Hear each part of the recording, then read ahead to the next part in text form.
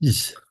Okay, so here we go. So this is your, I probably won't call them simulation quizzes in the future. I think that sounds a little dumb, but you get the idea. So I'm not going to put the paper up here. I'm just going to copy the problems down. So question one started out as 0 equals x squared plus 8x plus 7. So what do we have to do to get this ready? We have to, It's a trick question, right? Nothing. The answer is nothing at all. It's ready to go. I have the x squared is already positive, so all I need to do now is just identify that it's ready, and I just build my shells. Don't forget to copy your equals 0. And again, you guys have already probably done all these problems, so you're more right now in the mode of checking instead of like doing this for the first time. Both signs have to be positive, so they multiply to make a positive and add to make a positive, and the numbers are 1 and 7. So we no longer need the equal 0, but what we do need are the solutions. And so the solutions are that x could equal -1 or x could equal -7. So the first part of the problem isn't solving, it's just clean up factoring. And then the second part is where we cash it in and say then what x would have to be. So the second one, 6n squared minus 5n minus 14. And I'm not going to ask you that dumb question again. This one also is just very ready to go. Everything's packed tightly. The n squared is positive. It's equal to 0. We're good to go. So we're going to build some shells. And the shells should be either 6n and 1n, or perhaps 3n and 2n. So that I don't know. I mean, I do, but I don't know like going into it. What I do know what the signs are. What are they? Got to be one of each because there's a negative in the back. The one in the middle doesn't matter in this case. So if there's a negative in the back, that's all I need to know. There's one of each. And the winning combo on this was what? 7 and 2 In which on the top template? plus 6 and This one here. Nice. And that's good. That actually works. Like I don't even have to change the signs. And remember, when you're taking this test, like any factoring test, like the one you have to take Tuesday, and well, you have to maybe do two tests on Tuesday. Um, you check it, you grade it, you literally grade your own paper. So like you just multiply these together and you get -12. You multiply these and get 7. And then assuming you can add correctly, -12 plus 7 is -5. So you can grade factoring stuff before you even give it to your teacher, which is pretty rad. What answer do we get out of this first one? n equals -7 and 6 Nice. And then this one? equals Perfect. So again, the factoring quiz that is all of this stuff, except you stop. If you're just doing a factoring quiz, you stop here, like it's over. But we're solving, and that's why we keep going to figure out you see the difference? Okay. So there's questions 1 and 2. Do you guys have any problems with those? Okay. Question number 3, I thought was pretty straightforward. It starts out as v squared minus 4v minus 15. But this time I can ask this question and not be silly about it. What do we have to do to get this one ready? 6 Subtract the 6 to the other side, right? We don't want to start. The factoring doesn't do us any good if it's not equal to 0. That's like the whole point. So I'm going to subtract the 6 across and get v squared minus 4v minus 21. And then it's just normal. This is just a standard 3-term build the shells trial and error problem. So I'm going to do a V and a V, and of course a plus and a minus. And I want the answer to come out to -4. So I'm going to give the heavier number the minusness and give the weaker number the plusness, right? These problems are pretty straightforward when there's no number in front of the squared term, right? So those are the factors. The answers are what? v is going to be v equals 7. Beautiful. Okay, so question 4 was the first one where I really started to kind of mess with you a little bit. And in question 4, I do this on purpose. So when I'm writing these practice quizzes or worksheets or whatever, I'm going out of my way to put things where I think you probably don't want them to be. Now, you went ahead and just factored with the negative on the b squared. Most of us, generally, we should be thinking about, I don't want that guy to be negative. So when I write this problem, my thinking is that every one of you is going to pick this up, move it to the right. You're going to pick this up, move it to the right, and pick this one up and move it to the right. And the reason we're doing that is just because this one that I'm circling in purple, we don't want him to be negative. Factoring is just a little easier if we can always make sure that that guy's positive. So I'm going to move everything to whatever side I need to do. In this case, that's to the right side. So you guys all should have moved to the 7b squared to the right. You should have, is that a, you should, I crossed out the minus and it almost could be a plus. So you should be adding the 54b to the other side. And then you should also be adding the 31 to the other side. And now the equation should look like this. So that's pretty common, is for me to force you into a position where you're going to have to decide where to move all the parts and pieces. I want to make sure that you're comfortable with that. And again, it's all about the purple guy. Everyone else will just follow him around. He goes where he needs to, and then everyone else just like tags along, right? And then we're going to factor. It's a standard 3-term factoring problem, so we're going to make shells. Copy down the equal 0. 7 is a prime number, so this is the only way it could possibly work. 7b and 1b, and even better, it's got to be a plus and a plus. And then, your gut tells you it's probably going to be some combination of a 7 and a 5. I usually don't make you do like 35 and 1. It's not never, I just usually don't. And it works out that if you put the 7 over here and the 5 here, you buff that 7 up to a 49, and then 49 and 5 make 54. So the answers. Haley Farmer, get your butt to your English class. I'm super psyched that that's going to be on my recording. So that's awesome. And then for this one, we're going to get B equals. What's our answer for that first one?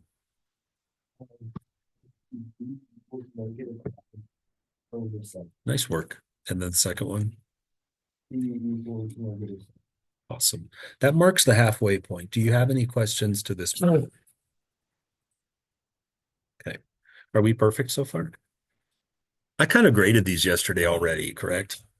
So you kind of already know what's going on. I just more wanted to get this on video so that people that have been gone, or maybe over the weekend, you might want a refresher or something so you could go back and watch it again. I mean, I know there's way more fun things to watch on YouTube, for the record. So I did it to you again. I messed with this problem. And again, I think Hannah is like, she's not scared. She just factors stuff wherever she wants. She's pretty tough. My intent when writing this problem is that you guys would all pick this up and move it to the right. And then by default, then you would take the 14n to the right. And again, the 6n squared is moving because we want him to. The 14n is moving because he's just a tag along and he's going to follow the big daddy wherever he goes. Okay. And now for the first time, we see something different. And the first 4 problems have all been cut from identical strips of cloth. They're all 3-term, build the shells, trial and error. What is this? What flavor? It's not a difference of squares. It's call it a GCF, call it a missing the back term, call it Julio, call it taco bar problem. I don't care what you call it. If you can identify that what makes this problem spectacular is that there's no number right here, where there would normally be like a +5 or a -11 or something. It's not there. And that's what I put in my notes to remind myself what kind of problem this is. I go, you're one of those guys. You make a whole section of your notes for those guys, and you recognize that, oh, you're one of those ones where I got to pull out the n. Got you. And then you're left with 6n plus 14. The factoring's done. Now we just have to find the answers. What answer? Oh my God. What answer do we get out of this one? Right. And how about this one? N equals -7/3. Yeah. So what it starts out at is 14/6. right? But then, and rarely did people catch this on the first try yesterday. Like I had to fix a lot of these, but you do still need to reduce fractions. Like there's no setting in which someone's going to say, ah, you don't have to reduce that fraction. Like that just doesn't happen, right? So we're going to reduce this down to -7/3. Got it? And I made sure that I think on today's also, I made sure that there was a fractiony one, I think, that had to be reduced. So watch out for that here in a bit. Got it? All right, so we've seen two flavors of problems now. We've seen the old school normal three-term shells trial and error, and we just now for the first time saw our missing term in the back pull out the GCF guy. So we're still waiting for an appearance from Mr. Difference of two squares because you know it's coming. So let's see, problem 6. 6 says that 3 is equal to the negative of x squared minus 4x. I did it to you again. I want Payton to look at this problem and say, you put the stuff in the wrong place. That's my goal, is for you to identify left and right does not matter. What matters is the simplicity of getting that guy to be positive. No one else matters but that guy. So I'm like, well, to make you positive, I have the magic wand. In algebra, if I ever want to make something change signs, I just throw it over the equal sign. That's how easy algebra is. You just throw it over, change it. And then the 4x tags along and says, I'm coming with you because you're the big daddy. And the 3's like, I'll just watch you idiots because I'm fine. Like I'm already where the x squared is going to wind up. So then the problem is now going to say positive x squared, positive 4x, already positive 3. And the setup is complete. And this is not a difference of squares, so we're still waiting on an appearance from that guy. This is just old school, build the shells, x, get your equals 0. What are the signs? Well, plus, plus, 3, 1. Done. The solutions are the numbers that make the factors equal 0. So they are -3 and -1. Well, we've only got 2 problems to go. Hopefully we get our appearance from Mr. Difference of Squares. Let's see. Let's head on to number 7 and hope that he makes an appearance. So question 7 starts out like this. And if you were to pass judgment right now, you'd say, I don't know what this is, right? So the good rule of thumb is don't pass judgment early. Like you do what you need to do first, and that is get all your stuff on one side, set it equal to 0, and then pass judgment. So do we like the 9x squared, or do we want to move that guy? We want to move. We do not. We love him right where he is because he's a positive 9. And I'm like, you, sir, stay. I'm going to bring all the other homies over to your side because you're fine just like you are. And so what I'm going to do is I'm going to take this 16 and I'm going to subtract it across. And here's me showing my work. I'm literally subtracting 16. We don't do that a lot. We just move it, but it's the idea. So we wind up with 9x squared minus 100. And this is our chance to pass judgment. This is where you should make the call. Your teacher is not messing with you. It's going to be one of 3 things. The old school 3-term, 2 terms, pull out the GCF, or 2 terms, difference of squares. This one is missing a term, but this time it happens to be missing the term that should go right in the middle. And then I check it and I say, are you actually a difference of 2 squares? Let's find out. What's the square root of the purple thing? Don't say 3. 3x. Thank you. And what's the square root of the green thing? And listen, if I can say there's a minus in the middle and both parts are square rootable, I am in. I'm going. And these are not trial and error problems. These have never been trial and error problems. These are not monkey with it until it works. This is a programmable, repeatable, algorithmic process. You build 2 shells like this. You put a plus in one and you put a minus in the other. And those things that I wrote in purple and green, you just fill in the blanks. 3x, 3x, 10, 10. Like that's it.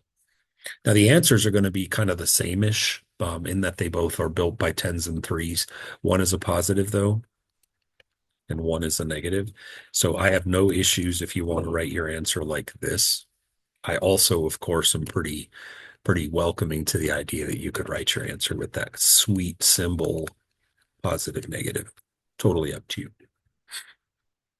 So we've seen appearances from everybody. Old school 3 terms, pull out the GCFers and difference of squares, leaving us with number 8. And then I'll end this and shut up. So here we go. Well, this one doesn't look difficult.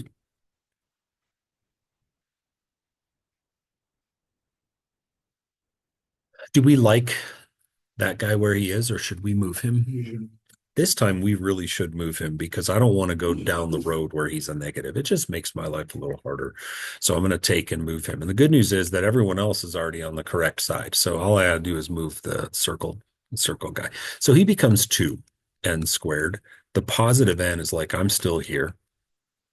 And the negative 3 is like, well, I'm still here. So only change what you move. And now you recognize it's time to pass judgment. You say, hey, you're one of those old school guys. I'm going to build the shells. So here we go. Shells. And you should be able to pass this test with flying colors. What are the signs? One of each for the win, for sure. So because of the negative in the back, I'm going to stick in a plus and a minus. And what are the numbers that multiply to make 3? Yeah, it's either 1 and 3. Listen, putting the 3 over here, I'm not saying it would be dumb, but the better you get at factoring, you realize it's really not very smart. I mean, because the 3 is going to buff with the 2 to make a 6, and you're like, I don't want a 6. I'm trying to get back to 1. So, where we put numbers is not arbitrary. I'm going to put the 3 where it's weakened and put the 1 where it's buffed. Like that makes more sense. And then check your signs, make sure everything added out correctly. I always check my signs on these, because sometimes people get the right number and they go, oh, I'm fine. Not really. Let's make sure. That's a -2 on the outside and a +3. And -2 + 3 is 1. Jackpot. It worked. So I'm going to erase these dumb drawings and find my answers. What answer do I get from this first one?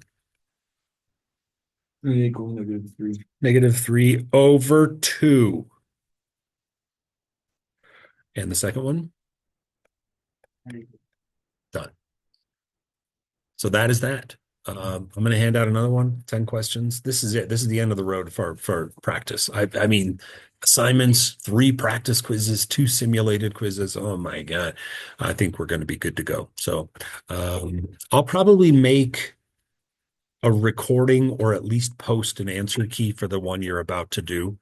But I won't have class time to do it.